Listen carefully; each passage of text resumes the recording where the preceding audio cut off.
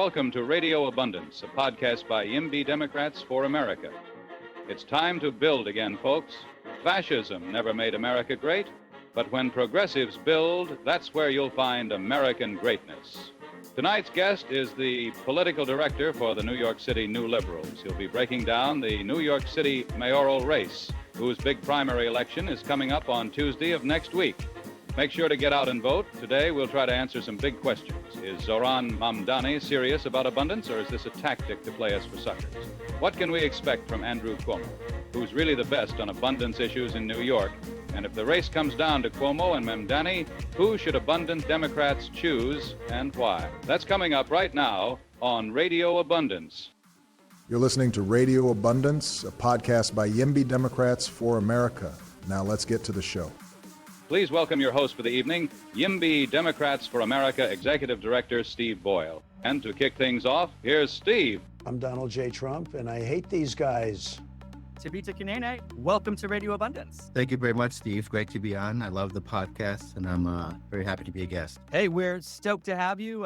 We've partnered before. We have partnered with several of the New Liberals. We partnered with the Bay Area New Liberals on an event in San Francisco. We partnered with you and the New York City New Liberals on a virtual event with Zohran Mamdani, one of the candidates in this primary election. Some context before we jump into the politics of it. I want to hear about you in a second, but first, can you tell us who are the New York City New Liberals? The New York City New Liberals, we're a grassroots coalition of pragmatic liberals. We are dedicated to fostering abundance, human rights, and democratic processes. So the global New Liberal, we are the hub of a grassroots movement of center-left activists all around the world. We have chapters in Johannesburg, South Africa, Taiwan, west coast of the U.S., Europe, South America, and right here in New York City. So here in New York City, we focus mainly on housing, mobility, immigration, innovation, and market access. And you are a part of the Center for New Liberalism, yes? We recently had one of their founders, Jeremiah Johnson, on the podcast. It's a great episode. Curious what the relationship is between the local groups and a group like the New York City New Liberals and the wider Center for New Liberalism. So we're a chapter of the wider group. But, we're very close to the center, right? Because, Jeremiah is, our founder, and he lives right here in New York City in Midtown. So I'm good friends with him, and he is very close to this chapter. We have one of the larger memberships in the world here in New York City. Very nice. And you mentioned there are New Liberals and different chapters all around the U.S. and all around the world. But if someone out there is listening and this appeals to them and they happen to be in one of those cities that might not yet have a chapter, how's one go about starting one? Oh, it's very easy to start a chapter. We have instructions to do it right on our website. We have new chapters popping up every month. The center will give you all of the tools. You can link into our Slack for members. We will help you set up an email list and start social media feeds and even, help you fund events. Very nice. And before we jump into the politics and the mayoral race, Tibita, who are you? I'm a lifelong Democrat. Said I was a Democrat back when I was 10 years old in 1991. And I read about a guy named Bill Clinton in a Newsweek magazine. My father had been supporting Governor Douglas Wilder, who was the first Black governor for president, but he dropped out of the presidential race. And I told my dad he should vote for this guy named Bill Clinton. He said, "Who is that?" And I had my 3 or 4 talking points. He said, "Oh, seems like a good guy," and he voted for him. So he always tells me that story. And I always tell him that I was right about Bill Clinton, and I've been right ever since. We joke about that. I guess my professional background is I was an economics major in college. I've worked mainly in finance. Most recently, I've been a clean energy banker, and I've also worked in real estate finance, including doing a lot of mission-based lending for affordable housing and green lending to projects, small businesses, large businesses in New York City, New York State, and also around the world. So you've certainly got the experience to talk about what it takes to build the green energy infrastructure to fight climate change, what it takes to build the housing that will lower everybody's rents, and what it takes to build immediate affordable housing. What was your entry point into the world of abundance and your origin story there? And how did you go from being a political activist within your own family with your father to being a political activist in a formal group for the city and the nation? Yeah. So, as you kind of pointed out, I've been kind of doing abundance professionally for a while. I've been, building housing and building clean energy for quite some time. And I've always been involved, volunteering for campaigns and stuff, going back to middle school. I was living in New York City in 2004, and I was looking for a Democratic debate watch party. So I was just Googling around, and I found this group called DO21C, Democratic Leadership for the 21st Century. And they had a debate watch party, and I went to it and got involved with that group and volunteered with them, took buses down to Virginia and Pennsylvania to campaign for different candidates. And, that group hosted, various candidates over the past 20 years. And then I became involved with the Center for New Liberalism pretty close to when it started here in New York City, and met Jeremiah and Tim Burke, he's our chapter lead here in New York City. So just started going to events and, found like-minded people and got involved with the book club and supporting candidates and, just being a policy wonk and following all the stuff that's going on in New York City, New York State, and international and national policy. Fantastic. All right. I think we've got the setting. Let's get to the politics. We got a lot to talk about because there's a giant mayoral election in New York City, a big election and a flashy attention-grabbing one, and a weird situation because it's going to be a bit of an earthquake no matter who wins. And also maybe it's kind of final and maybe it's totally not final, right? In the sense that, so next Tuesday, so in a matter of days, you've got the Democratic primary election for the New York City mayorship.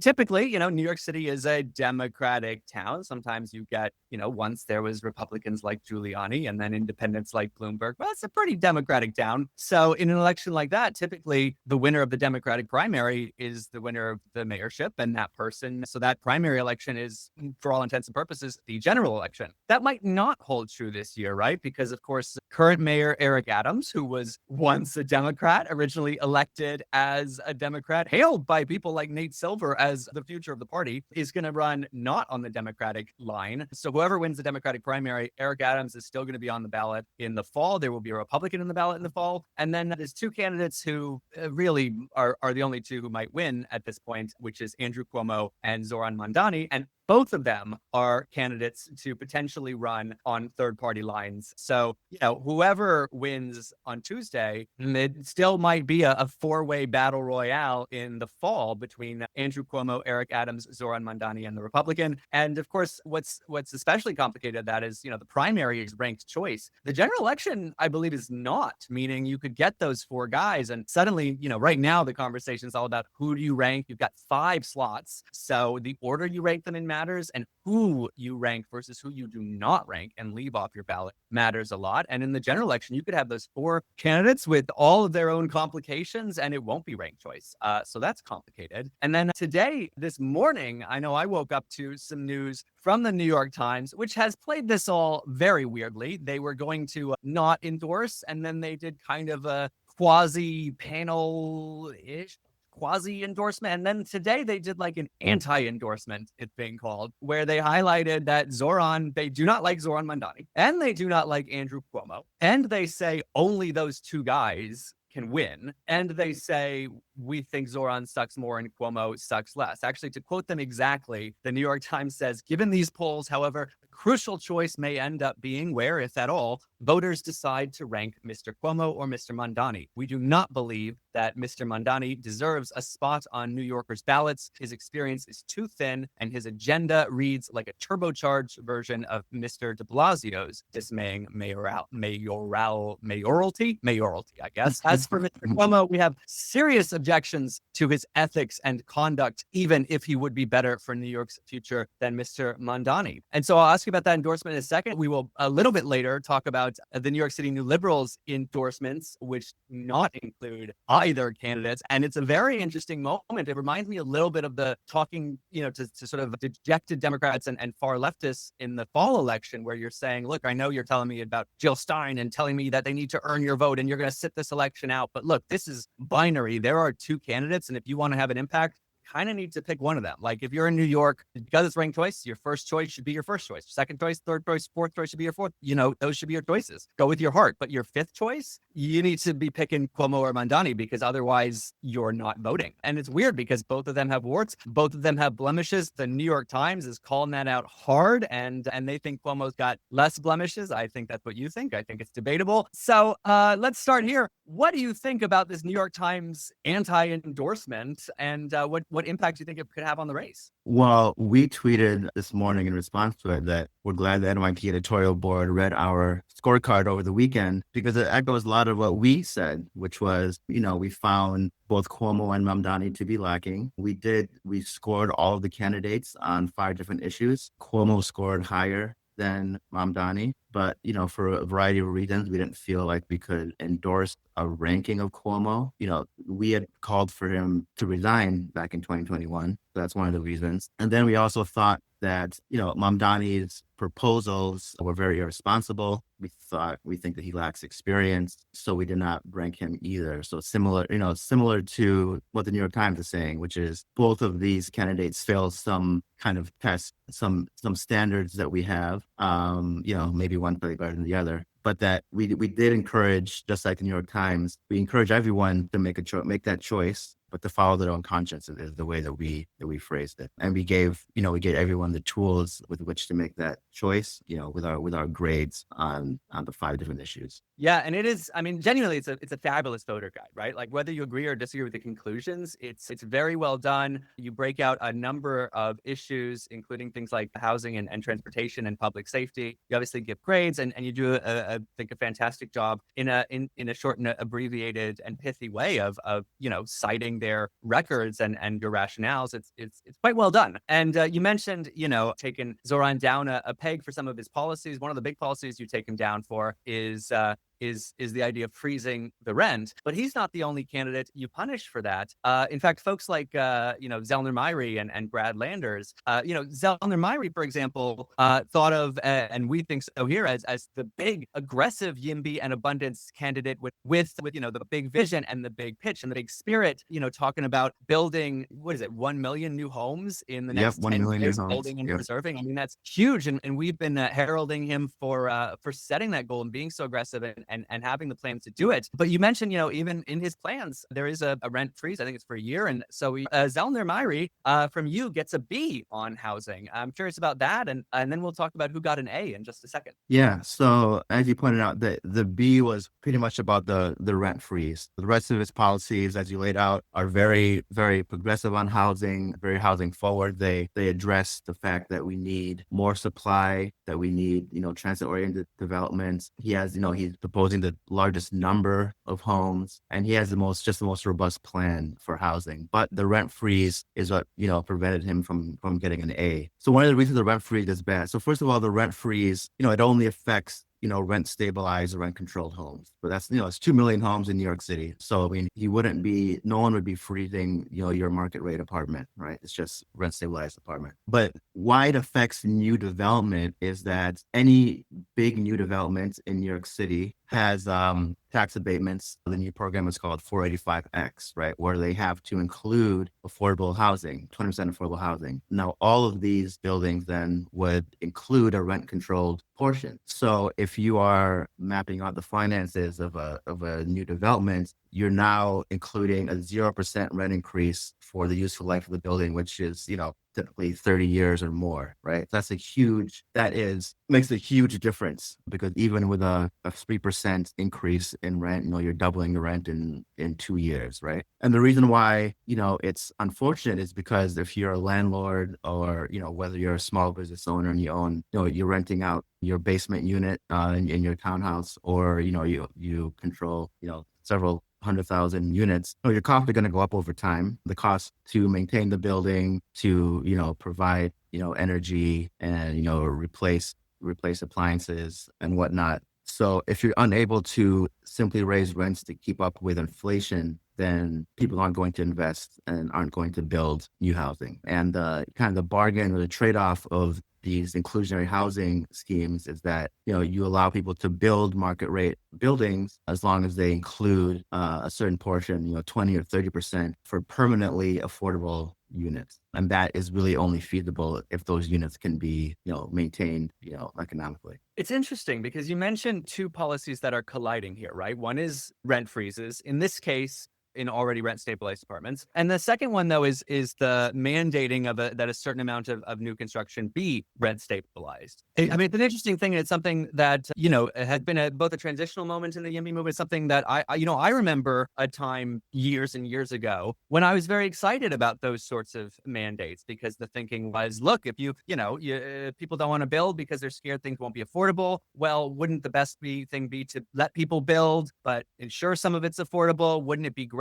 if, market rate housing can help subsidize affordable housing? Can't this be a win-win-win? I think it is a positive sum attitude that created that policy. But of course, you have to evaluate how things go. And the impact is if there's a certain amount of a new development that is going to be rent stabilized, rent controlled, if that makes the development not pencil out, then of course you get neither the new market rate units that give people new homes and lower everybody's rents, nor do you get the rent controlled and affordable units that were the whole point of the law, right? 15% of zero is still zero. So I kind of wonder, though, with those two things, right? If you didn't have the mandate that a certain amount be rent controlled or rent stabilized, if you did a rent freeze for a year, 2 years, 3 years, whether that was just rent controlled, already rent stabilized apartments, whether that was a wider subset, like would a freeze on rents be so bad if A, it was very short term, and B, if it was combined with not having those mandates in new construction? A shorter rent freeze is better. So, like MyRe's 1 year rent freeze is better than a permanent rent freeze because, if you're planning a building, you say, okay, fine, year one, we'll have the same rent, but thereafter we can raise the rent in line with our expenses, right? Because in that same, financial modeling, you have to assume expenses go up. So yeah, a 1 year rent freeze is probably not going to depress new investment, new construction as much as a permanent one. But it is politics affects everything. I mean, I think it's really just a political concession to, the rent freeze craze, in this campaign. I thought it was good that Governor Cuomo in the last debate said he would leave it up to the rent guidelines board. I think that's a better answer. I think their process is just fine. It's 9 people who are appointed by the mayor, but they have what I think is a pretty objective formula. It takes into account costs, takes into account landlord profits to come up with a reasonable number for rent to go up. I mean, these are the same formulas that the same government uses to decide, raises for their government employees. So I think it's a pretty fair number. I mean, this year's number, ranges from, I think, 2.75% to 4.75%. It's not fully decided yet, but that's the range they're looking at, which is in line with inflation. I think that's a fair number. So, I mean, I think that it's true that affordability, and in particular housing affordability, is the biggest issue facing New Yorkers. I think all candidates agree on that. And trying to get those rent increases down, is a good goal. But the way to do it is by increasing supply and by reducing all the impediments to people building housing. Especially in New York City, where in New York City, we don't have the problem of a lack of supply or lack of people who are willing to build homes, right? All we need to do is make it legal to do so, and the private sector will construct homes. Yeah, I think about the question of rent freezes a lot without a clear answer, in the sense of both kind of grand political compromise. You mentioned political concessions earlier, and then as how do you solve both like the very immediate problem and the sort of long-term problem? And what I mean by that is, we're dealing with a situation right now where we've failed to build in New York and San Francisco and across America for more than 50 years at this point. That's a huge generational deficit. That's a half century right there. And so in a world where you can build, in a world where we've been building, where supply and demand are balanced, you probably don't have to worry about this as much.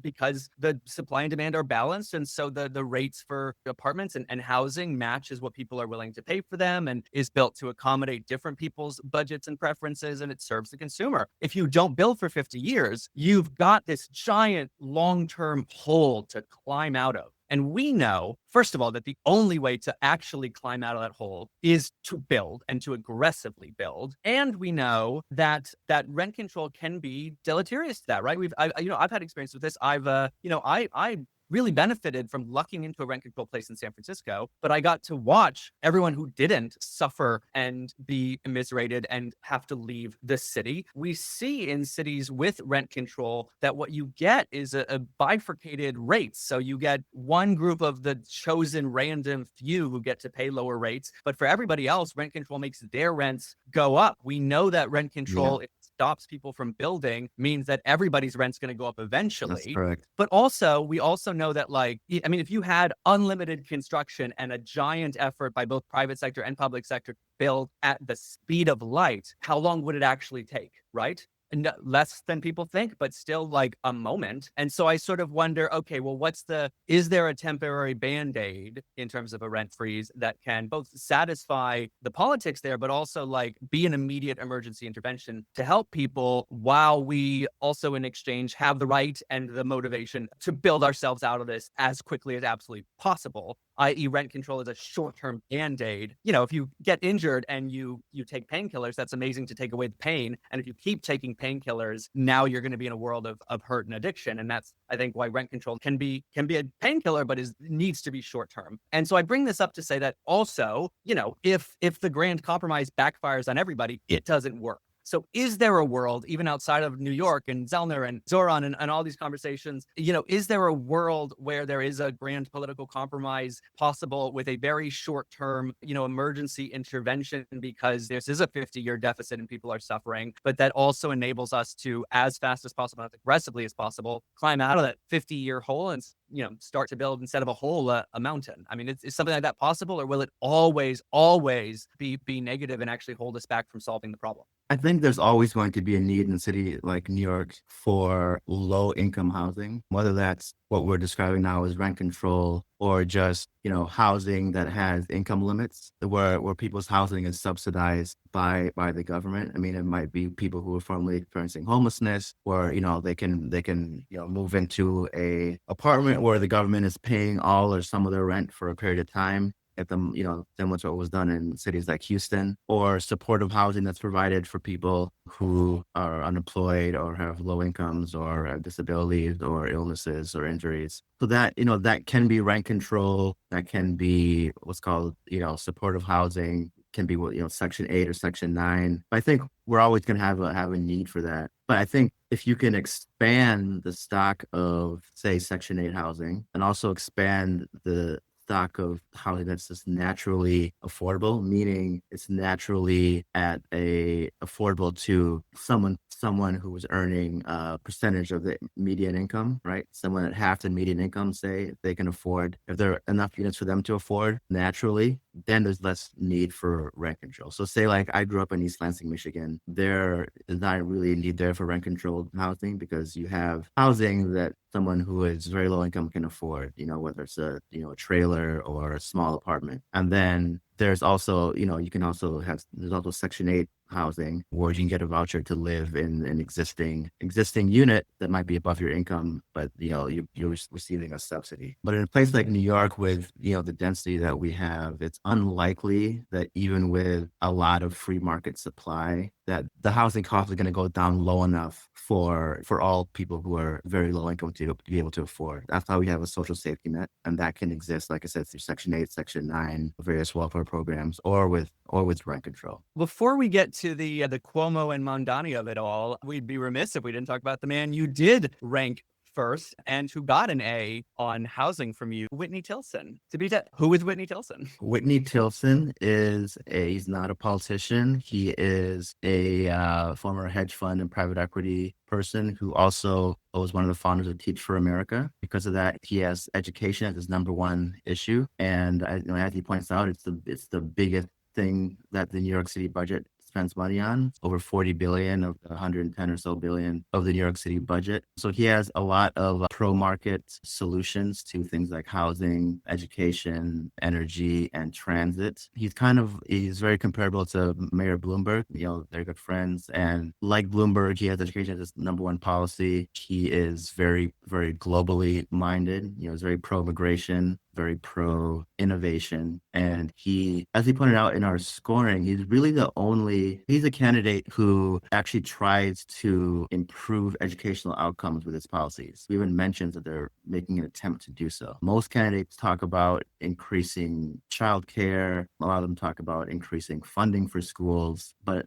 a lot of them don't even mention any kind of efforts, to make kids learn more or to hold schools accountable for not teaching children well. So that was one thing that we really liked about him. So yeah, he scored the best in a variety of our categories. I think he had 3 A's and a B and 2 B's. So we endorsed him. So I mean, as you mentioned, this election is down to really to 2 people, and most likely Tilson will not be the Democratic nominee. But we think it's important that we support candidates who share our values, and we don't just endorse the most popular candidate. Any candidate who runs, who is viable, so we ranked everyone on that second debate stage. And Tilson has great lifetime experience throughout his career and the best policies. So he is our number 1 candidate. And then we also like Zohran Mamdani, as we discussed a lot. He's, one of the best on housing, and, he has good experience in the state Senate. He sponsored and got passed some very significant bills. He's done so more than Zohran Mamdani, for example. And then Brad Lander, the current controller, he had a very, very robust set of policies in his platform, very well thought out. I think the experience of being controller has moderated him a bit from where he was,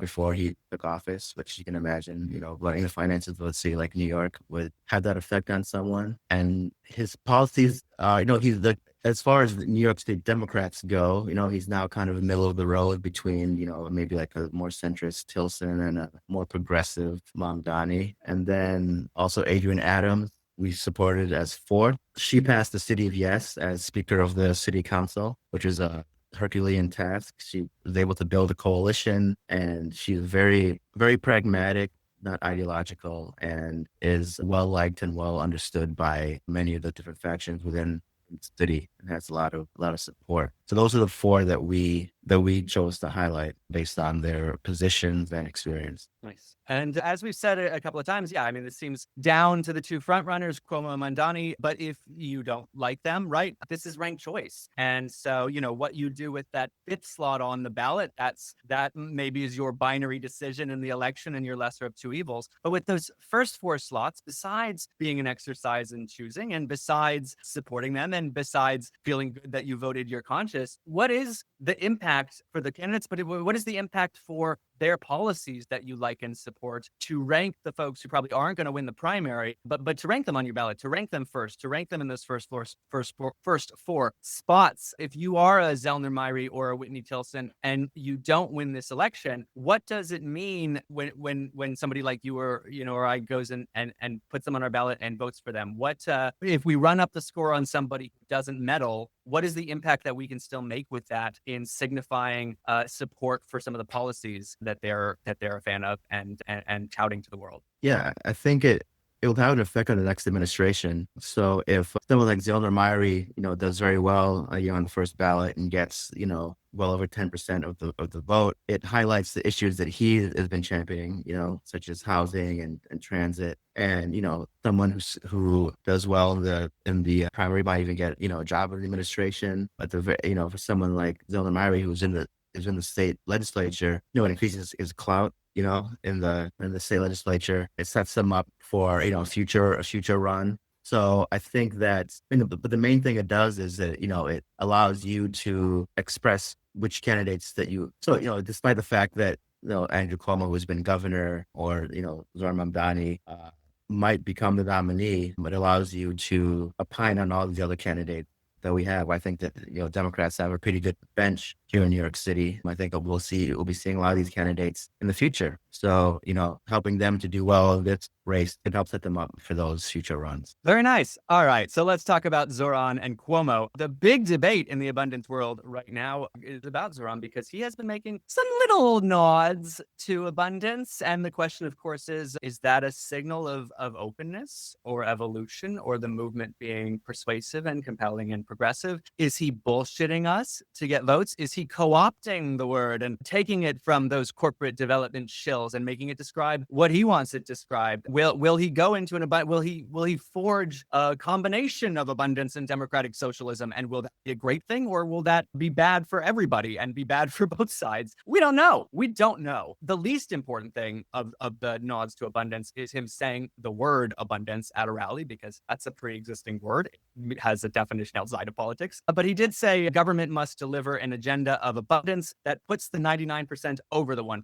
I don't think that's any that it could be co-opting. I don't think that's incompatible with abundance. In fact, I think the whole point of abundance, one of the many points, is to say there is a 1% that has abundance for themselves and that has been preventing other people from experiencing. When we talk about housing abundance, there's people, the main obstacle to that is people who have homes and are stopping other people from building their own homes and building homes near them and building apartments. So actually breaking that kind of incumbent, consolidated, privileged status and opening that up to everybody and abundance for everybody, that statement is I think not inconsistent with that. It doesn't mean anything that he said it at a rally, although it does make me think, it was right up until that moment, from the moment the book came out until the moment Zohran said the word abundance, the narrative about the politics of abundance was maybe this is good policy, but it's a policy framework. It's not politics. It's not a slogan. You wouldn't use it in a campaign. It's not good politics.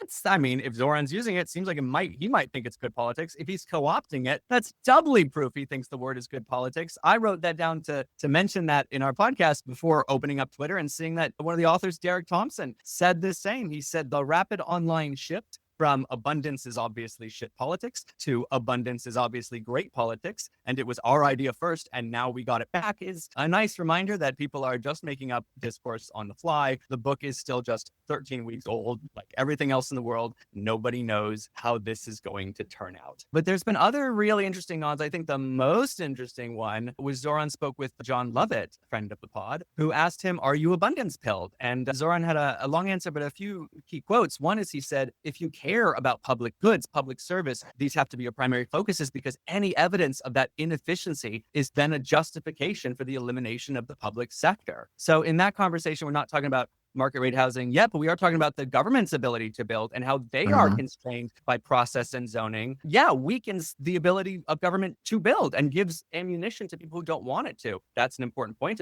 He was asked by, I think, the New York Times what he's changed his mind on, and he talked about the need to build more market rate housing. He also said to John Lovett, "I think abundance is really interesting, and it's really bringing that focus around housing particularly, and even just the whole thinking of single stairwell versus dual stairwell, right? What are the very details that we often allied over that have a big impact on whether or not something can actually be brought to pencil?" So he's clearly reading it. He's clearly thinking about it, even if he's not on team abundance. He's incorporating it. Maybe that will show up as he considers to think about things like those rent freezes and free buses and public transit, right? Both of which are noble goals, but again, if they backfire, then they're not noble impacts. And then Sam Deutsch, New York on Twitter, is very popular in these circles, mentioned that Zohran wrote a bill giving the MTA streamlined permitting authority to speed up and reduce the cost of subway construction. Zohran, of course, mentioned Tokyo-style construction, which is a nice little dog whistle to us, and also mocked New York paying McKinsey millions of dollars to design a trash can. So there's some interesting stuff happening here. What do you think about this? Well, I think of abundance as something that anyone, center to left likes. One of the things, so I'm a moderate, I guess people like to call me, but I think that people on the left, like Zohran, and people in the middle share the same goals, within the Democratic Party. The actual goals of abundance are things that we all want. We all want more housing, more affordable housing. We all want more clean energy. We all want safe transit. We all want more access to healthcare for people and more innovation. The question is how we get there. So I don't think that Zohran Mamdani is being disingenuous when he says he is pro-abundance. I think he answered the question very adroitly, by pointing out making, government-run housing or government-run things more efficient. And I do appreciate that he now realizes the role of private supply in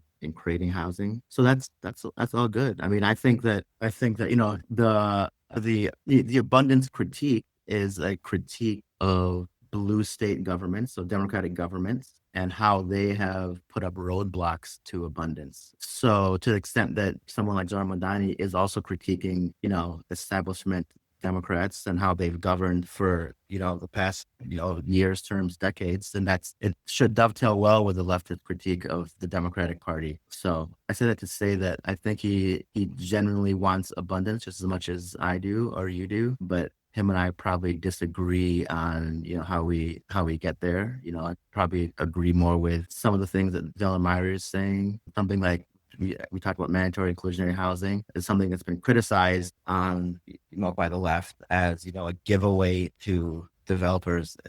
It's called. I would just call it an incentive. People respond to incentives and their trade-offs of things. And yeah, we have tax policy and we are able to provide tax subsidies for things. And I would say we should provide them for things that we want more of, like housing or clean energy or, healthcare, especially for people who can't otherwise afford it. So I would say that giveaway to a developer is a good trade-off. The same way we give away money to that same developer if he wants to, donate money, to charity. Like you, I do think Zohran is sincere, and I think that psychoanalyzing and dissecting his remarks misses, I think, the point, which is what actually matters is not if he's serious now. It matters the unknowable future, where this goes, and the actual execution. And I bring that up because a few things. So one is, a couple really interesting factors here. Yes, the primary election is imminent, but the general election is like 4 months away. The next mayor will take office on like January 1st, 2026. So that's more than 6 months away. So there's a lot of evolving to be done. And, Zohran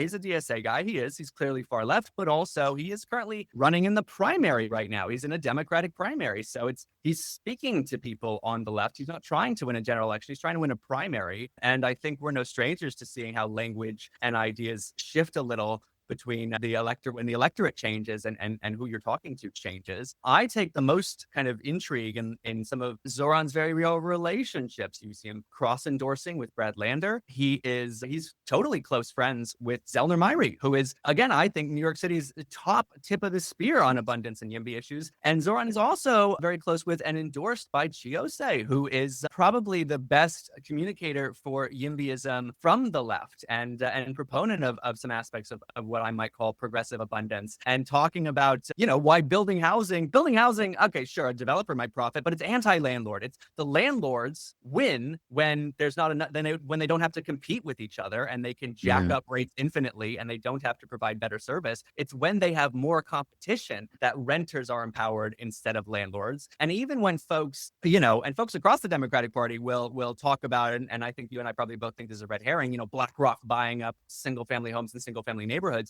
Well, again, the reason they're doing that is because things are so weighted in favor of landlords over renters that's a market opportunity for them. Not them that's the problem. It's the market opportunity is the problem. And if you want to tackle that, it's not about banning corporations buying homes. It's about making it so that it's less advantageous because it's renters who have more of the power and rents are going down. There's more competition. So some interesting voices maybe in his head, voices in his head, whispers in his ear, I think would be a better phrase than voices in his head, and also quite a lot of time to evolve. But I think then you get to the actual stuff, right? Which is if he adopts it and becomes he's a credible campaigner, right? We just take a second to acknowledge this has been revolutionary in how well he's campaigned. The videos, the communication, he raised a bunch of money and then he told everyone he would stop raising money and what he wanted was volunteers. And now he has an army. It is incredible. It's everyone on any positions can take inspiration from that. So if he adopts this, if he becomes a new messenger, that could be very powerful. If he wins over the left, that could be very powerful. If he succeeds, that would be extremely powerful. If he fails, it will be a problem for everybody, both the New Yorkers who are affected by that failure, but the entire political situation. If the left grabs onto abundance and fails, that's going to look bad for abundance and it's going to look bad for the left. I think of the mayorship in Chicago with Brandon Johnson, which has failed. It's failed, right? He won the election from the left. He's governed from the left and he's failed. And that makes it harder for folks who want progressive things to happen to win. And it reflects on the whole Democratic Party and makes it harder to defeat Republicans at a time when we need to in order to stand up for fascism. And at a moment when abundance is this precarious new thing, as Derek Thompson said, the book is 3 weeks old and anybody can define it how they will. We don't know what's going to happen. If Zohran takes abundance, combines it with progressivism and succeeds, it's amazing. And if he takes abundance, combines it with progressivism and fails, it's going to hurt hard. And I know there's a few reasons why people are afraid, and not without reason, that he might fail, right? Free public transit. Again, nothing wrong with desiring that, but we know that recently failed in Kansas City, which had been previously cited as an example of why it would work. We know that Yeah, it costs like 250, right? We know that riders tell us that they'd rather more frequent routes than like to save the 250. We know exactly. that a Yeah. tiny fee helps ensure, actually, not just that the service is paid for, which is the most important thing, is that there is public transit, however that's funded, but, also a small little, tiny fee helps ensure, A, that the service serves the people who actually like need it and need it most and value it, and B, kind of discourages if you're going to just wander on for free and make trouble for people. It's just a deterrent that actually works, even if it's $1. The rent freezes we talked about, that can have really big long-term consequences that undermine the whole project. So there's a lot of questions here. And then obviously all of this stuff, you have to govern, you have to get the votes, you have to work with the other politicians in the city, you have to work with, everyone who is actually building, you have to have executive leadership. There's a lot of questions here. So what's your take on all of that? I mean, I try to focus on issues and not kind of psychoanalyze, who means what. You can take the most cynical view is just to look at what people have done in the past, is based on someone's, votes, bills, executive experience, how likely are they to do policy X or Y. So there's position, which you kind of talked about. It seems like, someone like Mamdani is coming around to abundance as it becomes more popular and more developed, and people engage with it more. And then there's, what is your ability to implement abundance or any policy, once you're in office. So there are plenty of people running, like, Lander is the controller, Stringer has been a controller, Adrian Adams is, Speaker of the Council, Governor Cuomo, is obviously governor. These people have actually implemented a lot of policies that I like, some I don't like. They've also demonstrated certain behaviors, hiring practices, firing practices. All these things will affect, how well they can implement something called abundance. So Cuomo, for example, has a lot of executive experience. He's pushed through a lot of progressive reforms like same-sex marriage, minimum wage, bail reform. But he also, fired, Andy Byford, who was, the head of the MTA, a great transit brain. And he, unlike people like Bloomberg, is not always, hire necessarily the best people. So that, affects his ability to implement things. On the other hand, Mamdani has no executive experience. So he might have the best ideas, but not be able to implement them. And then there's always like, the salience or hierarchy of the ideas, and what are they going to do first? People can waste a lot of political capital doing, some foolish things and early in their tenure, and then be unable to pass other things. So these are all things that, one has to keep in mind. I think it's our job as, abundance people to push candidates on the issues and have them, adopt abundance policies. But then when they're in office, hold them to account and make sure they're implemented. In the abundance book, one common theme is that, as Democrats, we pass things and we say, oh, we passed this and we're getting X amount of funding for the IRA or for, high-speed rail or for a rural broadband. And that's great. But then we don't implement it, partially because of, barriers that we've put up ourselves, on the state and local level, but also just because of, governance on the federal level or, other executive levels. So that's kind of how I think about it. Yeah, and it makes it very hard to judge in upstart like Zohran Mamdani. Let's first stipulate that experience isn't everything, right? We've had seen the harm of a gerontocracy. We've seen, elder statesmen, Ruth Bader Ginsburg and Joe Biden are lifelong leaders and champions. Yeah. But there's one thing you can't defeat, and that's time. And when time got to them, in both cases, it handed ginormous wins to fascism and to President Trump, who, by the way, is president, which that's good experience. That looks good on a resume. But so that sort of, we hate him. So that kind of establishes what's on your resume ain't everything. But also in 1991, when you were convincing your father to vote for Bill Clinton, if that was before October 18th, Zohran Mamdani was not born yet. If some excited fans of his tried to draft him to run for president, that would be wasted effort because he is not eligible to run for president. He is not old enough. And that, New York City is It is a complicated, dangerous little beast. You got, in the best of times, you've got a lot of moving parts that require significant executive leadership. And yeah, without that executive experience to judge, we both don't know what to expect. And also it means in hard times, and there will be many, what will he fall back on in terms of his past experience and what he's learned from that? It makes it complicated. Somebody that does have quite a lot of experience, though, good and bad, is Andrew Cuomo. And I wonder if you could kind of dissect his experience, how you weigh it personally, how CNL weighed it in the grades. I mean, how do we think about Andrew Cuomo? So Andrew Cuomo, has spent his life in politics. His father was governor. He was a cabinet official under Bill Clinton, head of housing and urban development in the 90s, elected 3 times. And as I mentioned, got a lot done as governor. He restructured the tax code. He raised the minimum wage. He banned fracking. He got same-sex marriage passed. He passed best in the nation gun control legislation after Sandy. He passed bail reform, and he did so with, very, shall we say, aggressive executive tactics, including, he formed an alliance with Republicans in the state legislature. He's kind of an old-fashioned, New York City politician, but, he also, he disbanded the Moreland Commission, which was, established to investigate corruption because they started investigating him. That was bad. And, he had, in some ways, he was a strong leader during COVID, but he also wasn't honest about, nursing home deaths. And then, of course, he has been accused of multiple cases of sexual harassment. Was investigated by, Democrat Tish James. No charges were brought, but he admitted to many of the things that were of which he was accused, and then he resigned as governor.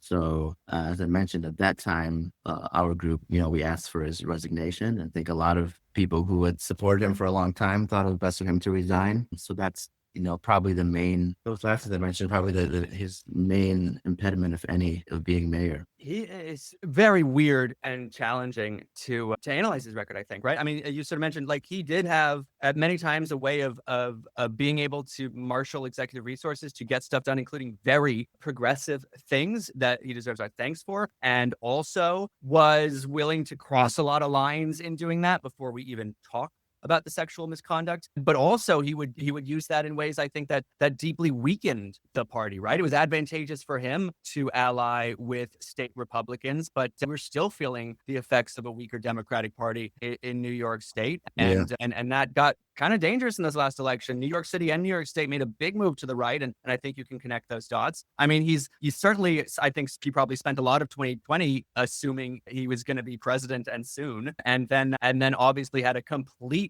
fall from grace. There's obviously the sexual abuse, but also the abuse after the sexual abuse in the interest of, like, silencing and intimidating some of his accusers. And my biggest worry is, who is this guy now and what will he do now, right? There was a very weird moment, I think, at the first debate. I didn't write down the exact quote, but I remember, he was asked, or maybe it was the second debate, he was asked, like, what was his biggest mistake? And he didn't self-reflect on any mistakes he made. He was like, my biggest mistake is that the party has gone so, you know what I mean? And you're like, whoa. So number one, that's not a guy who's, like, analyzing his own record and being honest with himself about both his failures in the aim of, like, self-improvement and, like, learning, but that's also a guy who is, like, angry at the party. And so some of those old progressive accomplishments, like, will he come back with a vengeance to prove his creds, or will he come back with a vengeance for vengeance? You know what I mean? And I kind of worry about that. So I wonder what you think. And then, I mean, look, brass tacks, if you're willing to share how you rank on these guys. I'm personally going to rank Cuomo 5th. I'll rank, the way we rank them. The New Liberals rank them. So Tilson 1st, Myrie 2nd, Lander 3rd, Adrian 4th, and then Cuomo 5th.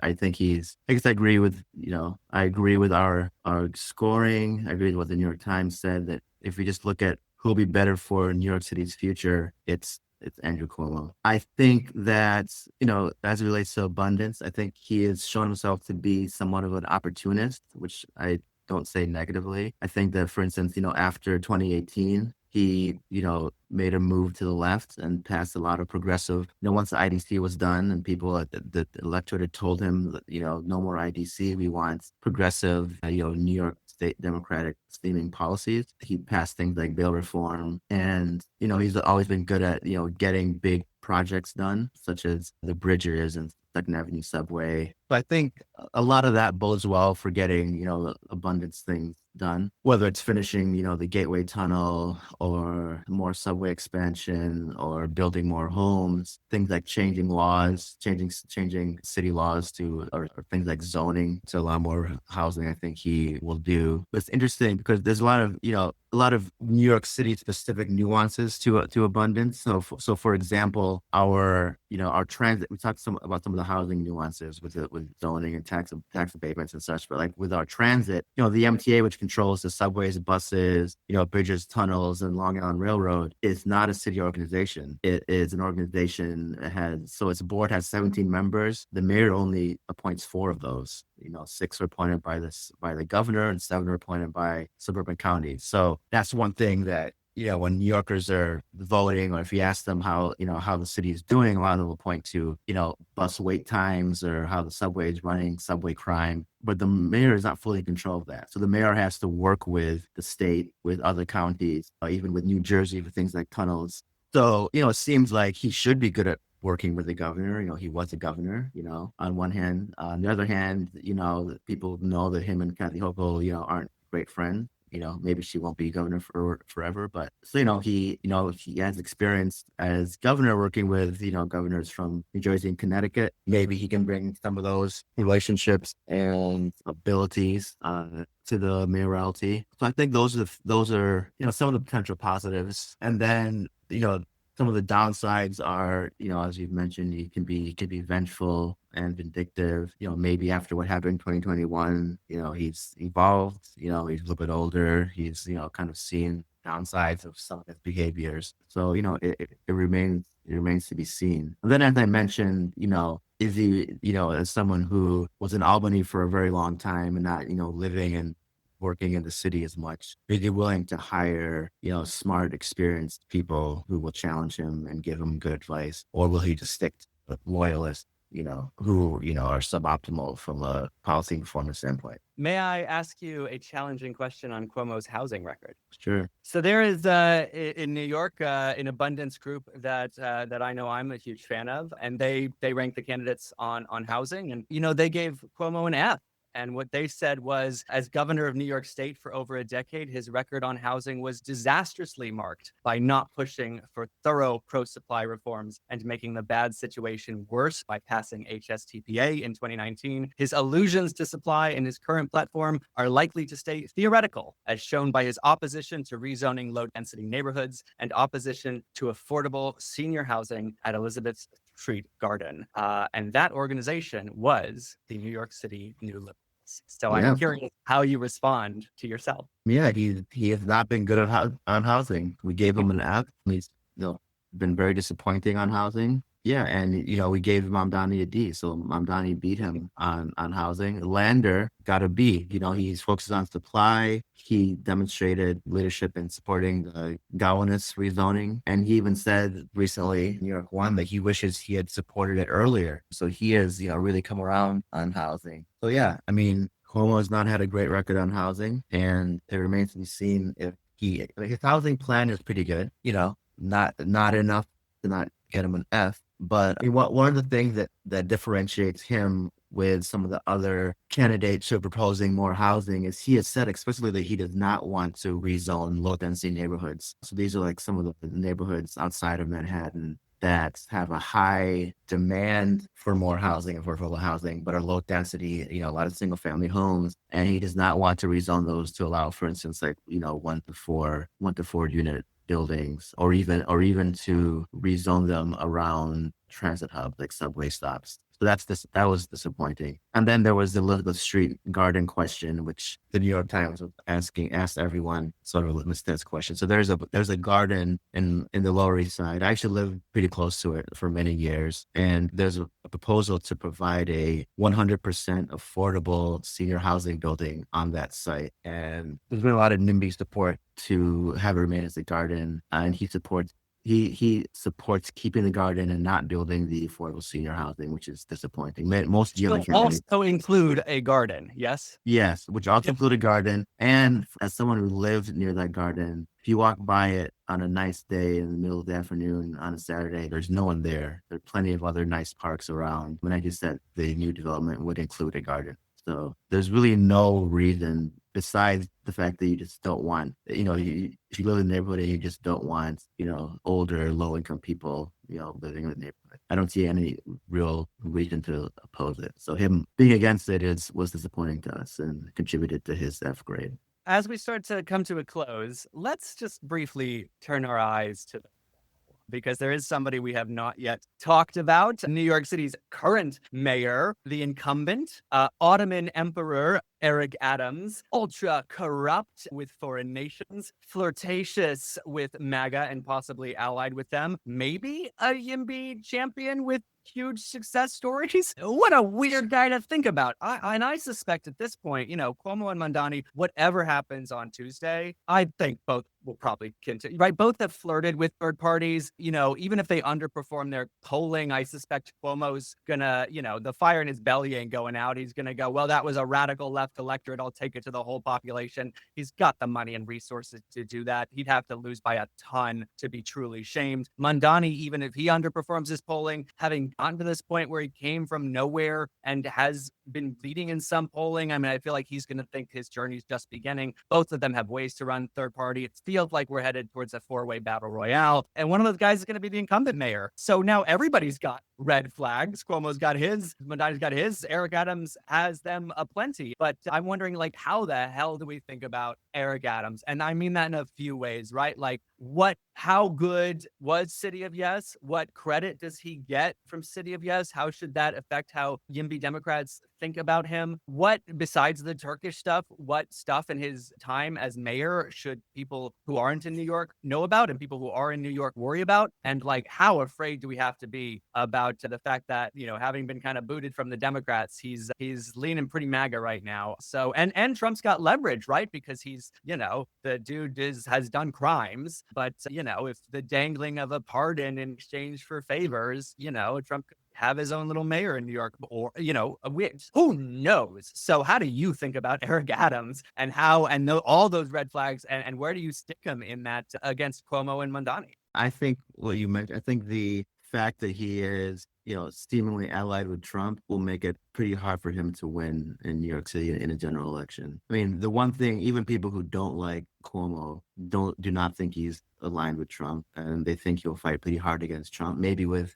equally, bad tactics, but they think that Cuomo at least had that ability and that intention. Adams, was a pretty good executive just from a getting things done standpoint, but now I don't think people believe that he really has the intention of fighting or even the ability, if he wanted to fight against Trump. I think that would hurt him. You mentioned his housing record. He did pass City of Yes. He was pretty good on housing. I think we gave him a B on housing when we graded him in 2021. And I think he lived up to that. And he's done some good things like, trash containerization and, crime is down, that big reason he's elected because he's a former police officer. So those things have been good, but he's also been corrupt. And I think that people realize that we can have a mayor that can, is also pro-housing and also, good on crime, who isn't corrupt. And most importantly, I think to most voters, that isn't beholden to Trump. I think that at first, when, the Trump administration dropped the charges against him and he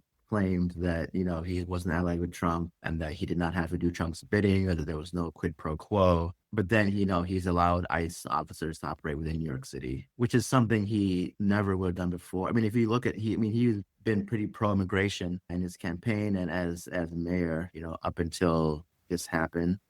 There was the migrants, which he welcomed and, was able to house and feed way, way more. And I would say way more effectively than, say, the mayor of Chicago did. He did complain about it, rightfully so. It's inhumane to, bust people around for political reasons. But he worked very closely with city council and communities and neighborhoods to make sure that the migrants, had shelter, clothing, and were, enrolled in schools and the like. So I think that, seeing that record and seeing him throw a lot of that over, just for Trump, it's something that most New Yorkers don't like. So I think that will impede him from being elected. Who knows? Who knows on all of this? At this point, who knows what Cuomo will do? Who knows what Mamdani will do? Who knows what Eric Adams will do? And who knows what New Yorkers will do, both next Tuesday and then in the fall and beyond. It's you cannot accuse New York of not being interesting right now. This is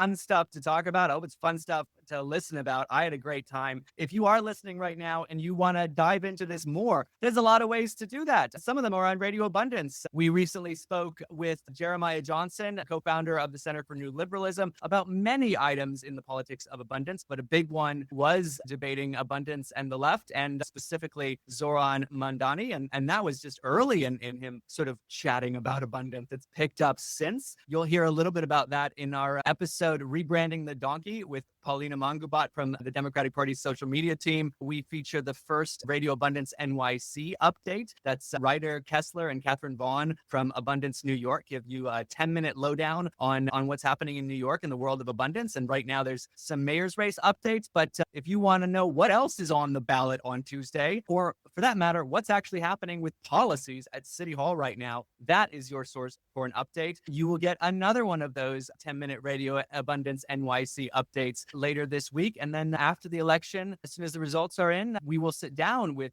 Ryder and Catherine from Abundance New York and break down the results of Tuesday, June 24th's primary election. And as you gear up to evaluate these candidates, to adjudicate their records, to learn more about them, and to figure out who and how to rank, you can check out the New York City New Liberals endorsements. Tibita, where can you find that? You can find that on our webpage, www.nycnewliberals.org. The voting guide should be right there on the homepage. You can find us online at www.nycnewliberals.org. There you can find our 2025 voting guide and also upcoming events. I'll plug one of them. This Friday, we are having a meet and greet with Whitney Tilson, where Jeremiah Johnson, who you just mentioned, was on the podcast. We'll be having a Q&A with him. That's this Friday at Slattery's Pub in New York City, 6 p.m. That should be fun. Go out there, meet Tibita, meet Jeremiah, meet Whitney Tilson, talk about politics, and chug some beers. It should be great fun. We are giant fans of politics and beers, and we are also giant fans of the New York City New Liberals, and we are also giant fans of Tibita Kaneene, and our eyes are peeled on New York right now. So this was very fun to dive into. Thank you so much for joining us today on Radio Abundance. Thank you very much for having me. You've been listening to Radio Abundance. Join the movement for progressive abundance at yimbydemocrats.org. Yes, we can build again. Yes, we can trounce the fascists. Yes, you can be the difference.